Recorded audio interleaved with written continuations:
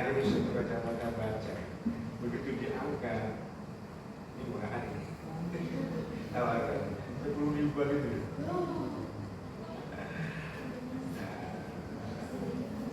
Kalau yang asli saya, ya,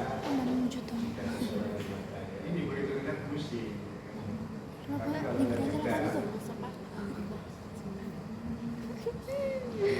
yang dikerja orang itu pusing.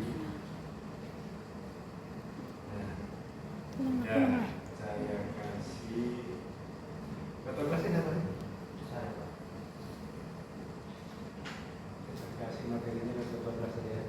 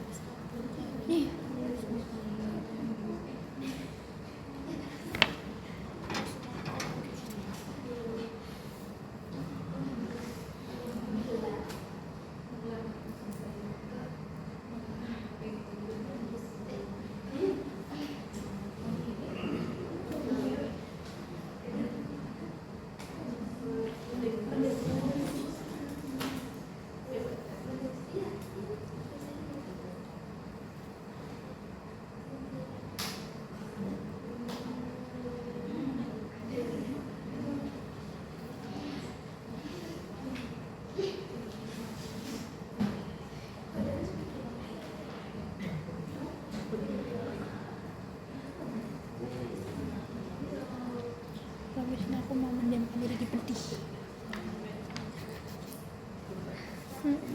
Ngerti kan ini lah, lupa aku pengen danusam semua rinci bang. Jadi perdata ini lah. Enggak mood.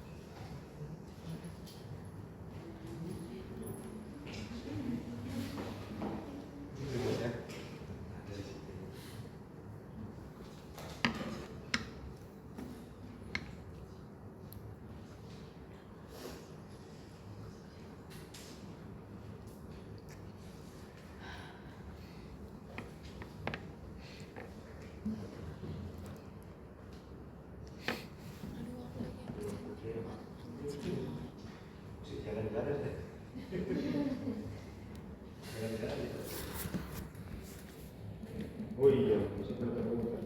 Oh, sama saya ini lagi.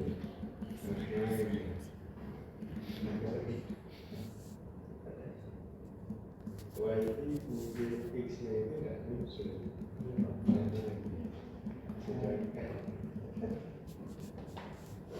Wah, bilangan itu habis dari mana? Lupa nggak di sini. Oke, nanti perlu aku beli lagi. Langganannya akan terkirim. Atau di luar kelas itu terkirim. Karena pakai yang UB. Iya, saya laporkan. Harus ada. Nanti ya. Kita ketemu sebentar ya.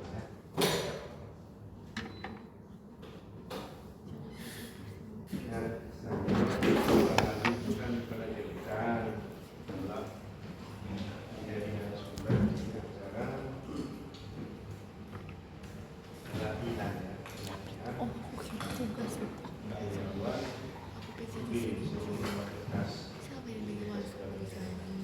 Yang dimintakan kepada saya adalah tertib hukum dalam pembentukan peraturan dan keputusan. Tertib hukum dalam pembentukan keputusan.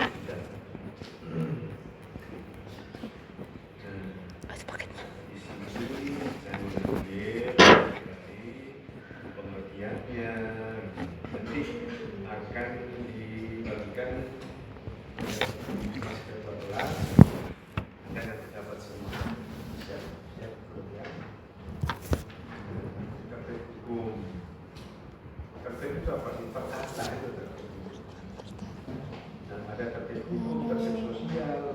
terkait lingkungan, maksudnya terkait lingkungan hidup. Kenapa masnya kesini sih? Nah, mengapa kita bisa hidup dengan tenang,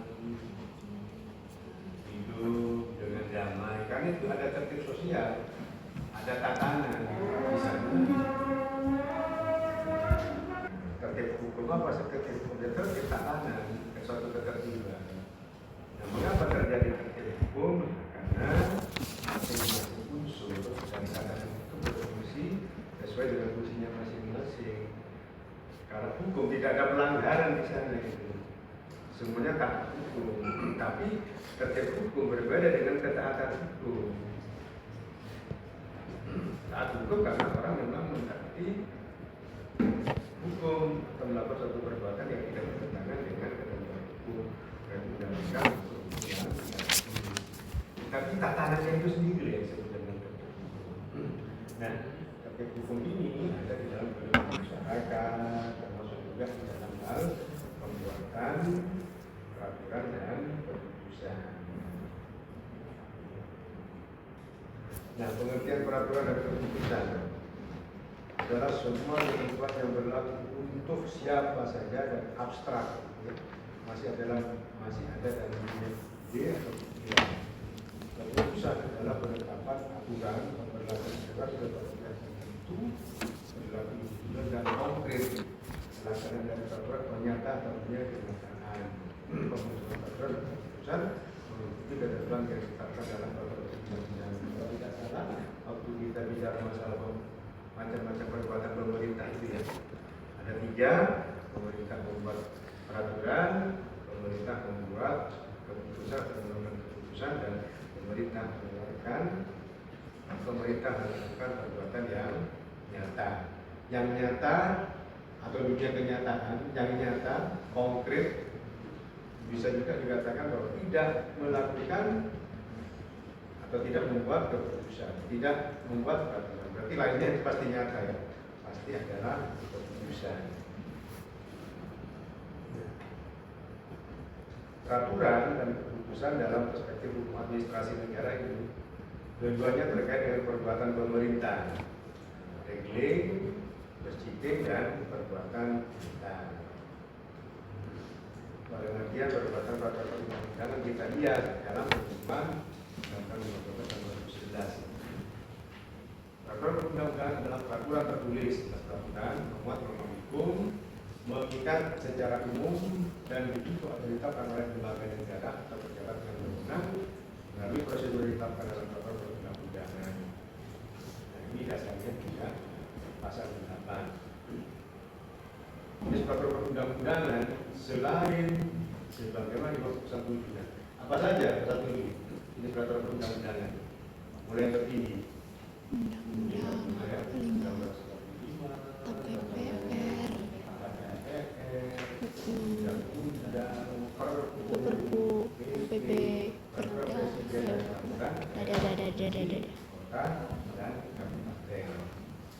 Nah, selain itu, pasal 8 juga memasukkan peraturan perundang-undangan. Apa namanya ini? Peraturan. Berarti yang tidak dimasukkan ke dalam undang-undang ini itu tidak memiliki kekuatan mengikat. Nah, kalau bahasa undang-undang hanya berarti mengikat. Kalau saya karena dari dulu dua kata yang saya tinggalkan, mengikat dan memaksa. Buktinya apa? Kalau peraturan yang mengikat dan memaksa, mau tidak mau, harus mau. Mau tidak mau melakukan sesuatu, harus melakukan sesuatu sesuai dengan ketentuan undang-undang. Makanya mengikat dan memaksa.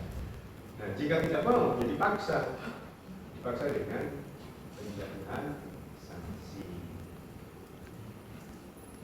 Nah, apakah peraturan kepala desa merupakan peraturan perundang-undangan? Apakah peraturan kepala desa merupakan peraturan perundang-undangan?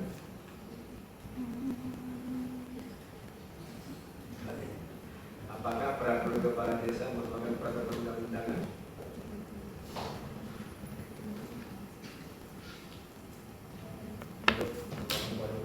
Apakah peraturan kepala desa. Ya kamu yang menebak. Apakah peraturan kepala desa merupakan peraturan undang-undangnya? Ragu-ragu. Mas yang tahu sendiri ya. Apakah peraturan kepala desa merupakan peraturan undang-undangnya? Tidak tahu. Lagi tidak tahu tak? Mbak yang pakai kotak-kotak.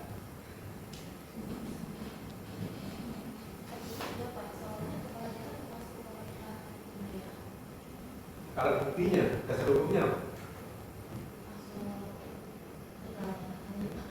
Ya ini, ya coba baca. Oh, pasal 8. Jenis peraturan perundang-undangan selain sebagaimana dimaksud dalam pasal 7 ayat 1 ayat 1 itu tadi. Kita pilih ya. Hierarki. Oh. Mencakup peraturan yang ditetapkan oleh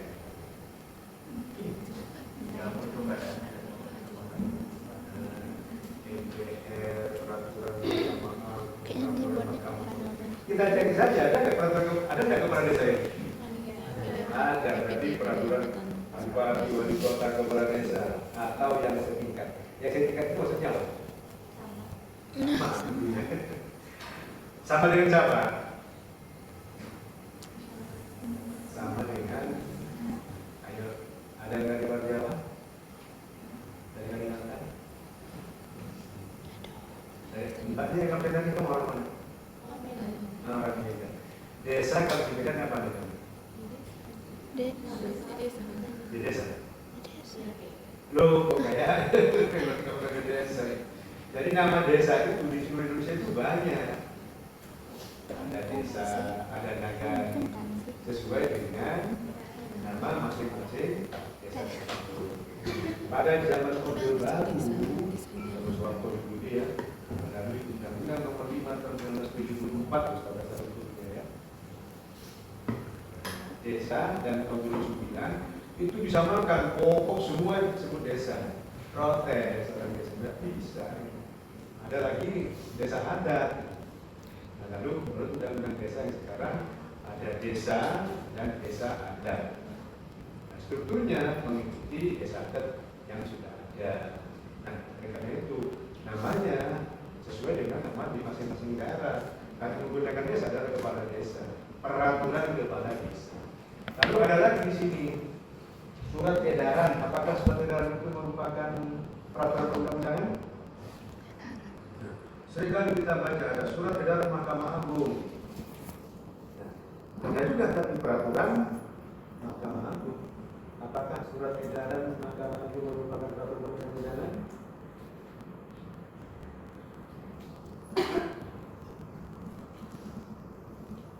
Iya atau tidak? Tidak. Kenapa? Karena tidak memiliki ruangan pemerintah. Kenapa kok tidak memiliki hukum mengikat? Surat edaran itu umumnya hanya mengikat adalah internal instansi atau jajaran di bawah pejabat yang mengeluarkan. Dan di surat edaran itu apa sih? Petunjuk itu, Pak. Jadi hukum juga petunjuk, norma adalah petunjuk. Surat edaran. Petunjuk bagi pernahnya tujuh edaran yang tidak semua itu petunjuk informasi.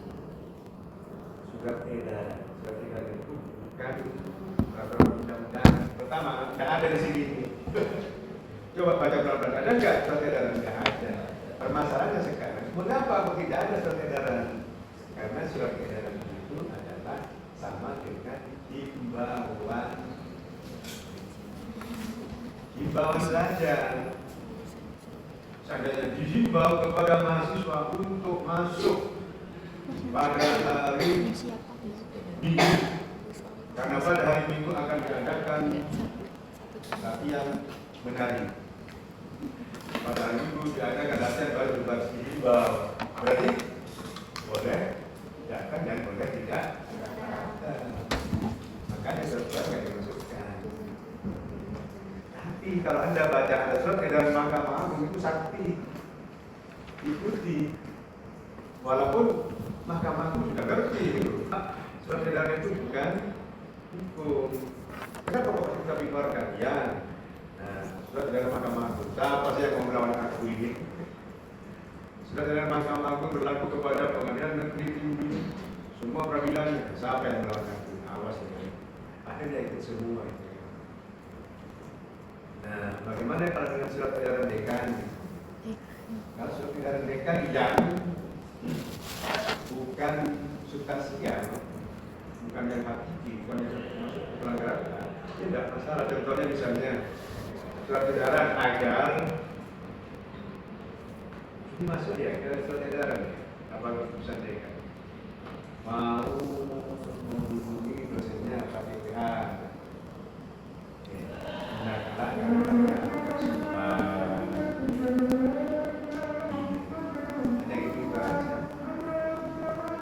maksudnya jangan sampai dosennya diperlakukan seperti teman, adik, saudara.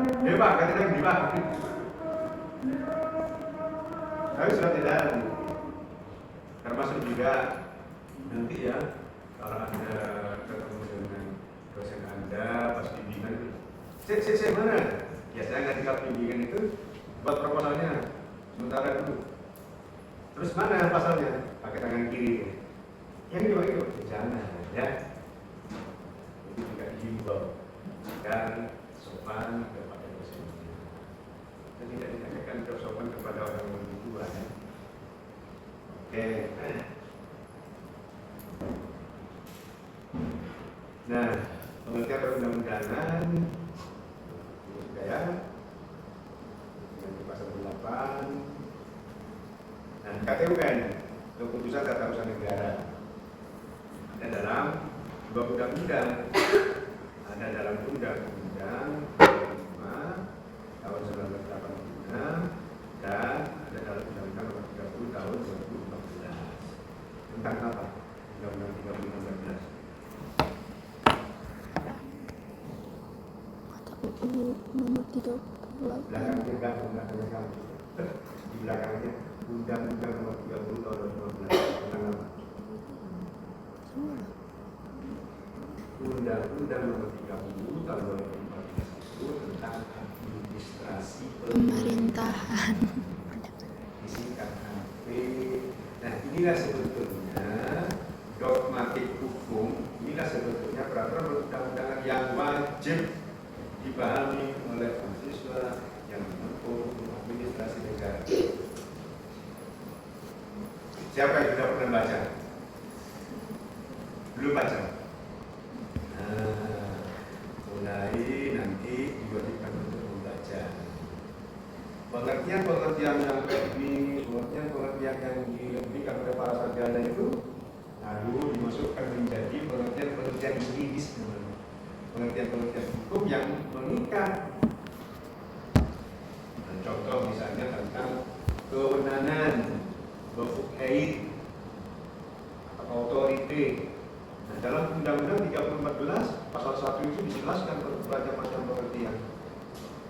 Sehingga disebutkan dulu kewenangan adalah pemerintah adalah dan seterusnya. Nah, setelah itu diatur di pasal-pasal berikutnya. Jadi mulai minggu depan kita sudah harus belajar hukum administrasi negara yang tertuang di dalam Undang-Undang Nomor 30 Tahun 2014 tentang administrasi pemerintahan. Ya.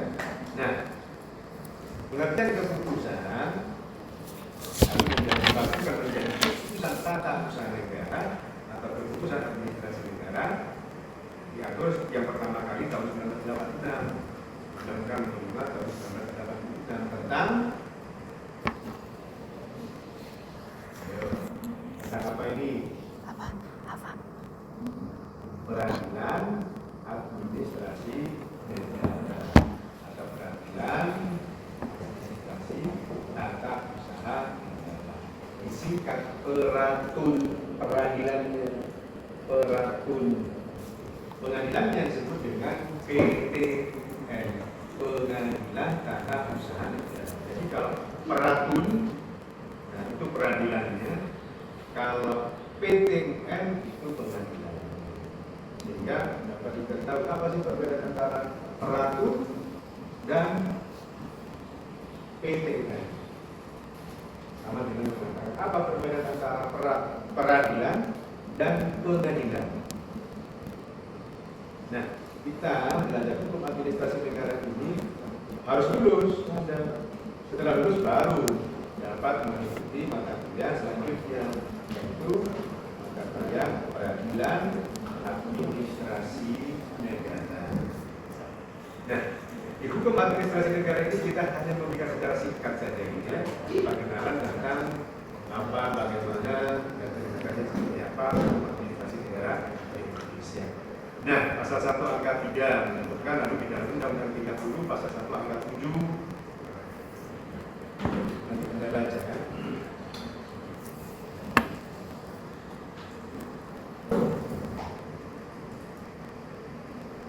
Nah, dalam Undang-Undang 30 tahun 12 ada dua pengertiannya, ada di pasal 1 angka 7 dan pasal 87.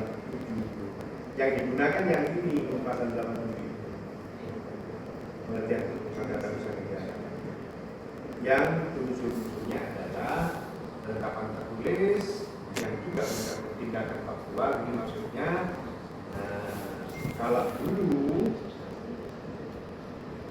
KTUN itu hanyalah penetapan tertulis, sedangkan tindakan faktualnya tidak. Sekarang maksudnya Undang-Undang 13 ini diperluas, tidak hanya tertulis tetapi juga yang merupakan nyata. Nah, unsur-unsurnya A, B, keputusan badan, dan pejabat data usaha negara. Lingkungan apa? Legislatif, yudikatif, dan penyelenggara negara lainnya. Berarti adalah bahwa eksekutif dia memang karena pemerintah, part legislatif. Berarti di legislatif itu juga ada keputusan tata usaha negara. Di yudikatif ada keputusan tata usaha negara yang berbeda pengertiannya dengan kondisi usaha. Nah, berdasarkan ketentuan peraturan undang-undang dan APBD bersifat final, terdapat luas, berpotensi menimbulkan akibat hukum dan atau berurusan berlaku bagi warga masyarakat. Pasal 56 Undang-Undang Nomor 5 Tahun 86 tidak ada kata berpotensi, tetapi menimbulkan. Nah, untuk selanjutnya ini grafiknya yang tadi di tahap pembentukannya, perencanaan, pembentukan, pembahasan, pengesahan, pengundangan, penyebar, ya.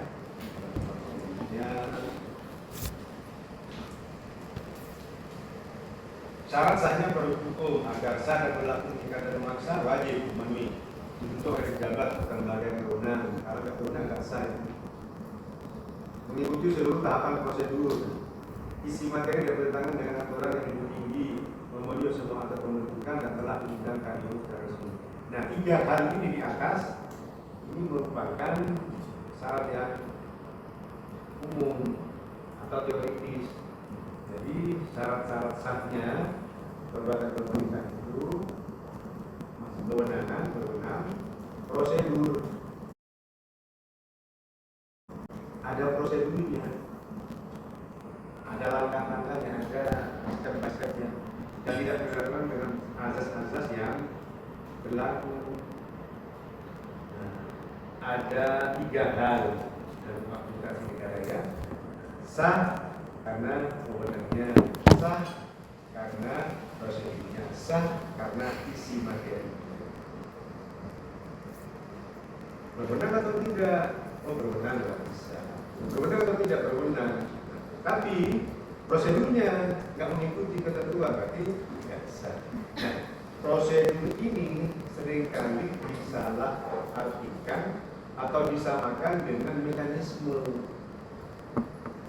Dalam hukum administrasi negara bukan mekanisme, tetapi tetap prosedur. Apa beda antara prosedur dan mekanisme? Ayo, saya mau jawab. Antara prosedur dan mekanisme.